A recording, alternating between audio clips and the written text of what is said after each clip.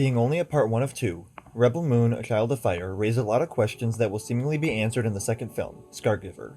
But one of these may have inadvertently been answered by a separate Netflix website.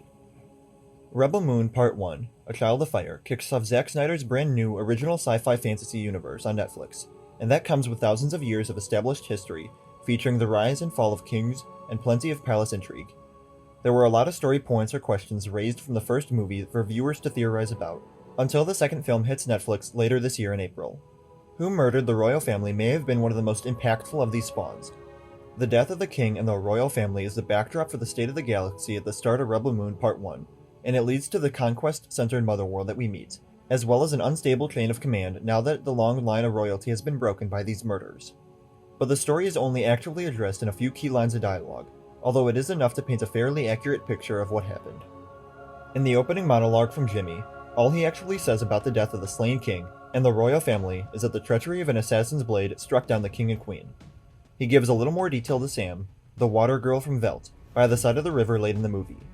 On the day of Princess Issa's coronation, she, along with our honored king and queen, were assassinated in cold blood by those they trusted most. That's all the movie explicitly states about their deaths. Despite the lack of confirmation, the fact that Belisarius becomes regent in the king's absence makes him the prime suspect for the king's death.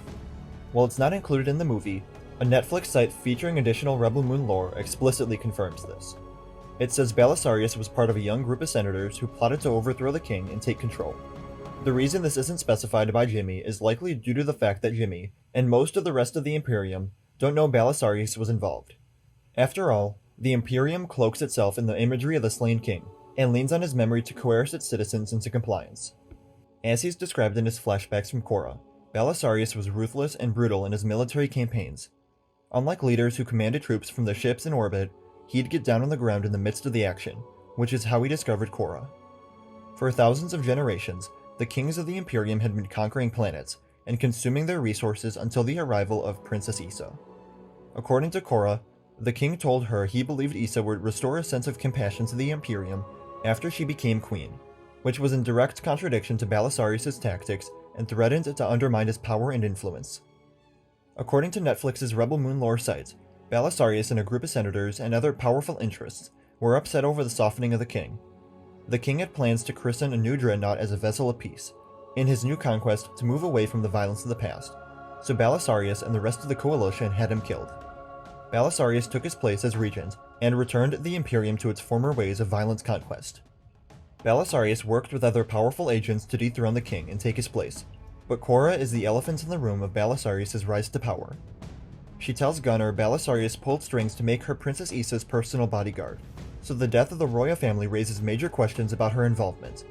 Did she fail to protect the king, queen, and Princess Issa, or was she complicit in their murder? While Korra's involvement in the plot to kill the royal family may seem especially villainous, by her own admission, she helped violently subjugate worlds for Belisarius and the Imperium. Alternatively, Belisarius' attempts to involve her in the regicide plot could have been what made her finally turn on him. Since Belisarius is currently ruling the Imperium in the name of the slain king, Korra's knowledge of his treachery would make her the biggest threat to his rule. If the rest of the Imperium knew what Korra knows, Belisarius couldn't use the image of the king's gaze to coerce cooperation out of anyone. This would explain not only why she deserted and fled to the far outreaches of the galaxy, as she would be fleeing the threat of Belisarius and any others that he worked with, but also why she has become the most wanted figure in the entire universe. Because she has knowledge that could bring down the Motherworld, and Belisarius' rule along with it. Did you enjoy part 1? Let me know in the comments below. Remember to like the video, and subscribe for more Rebel Moon videos as this new franchise gets underway. And remember to follow me on Instagram, Twitter, and TikTok. Thank you all for watching, and remember, the Force will be with you. Always.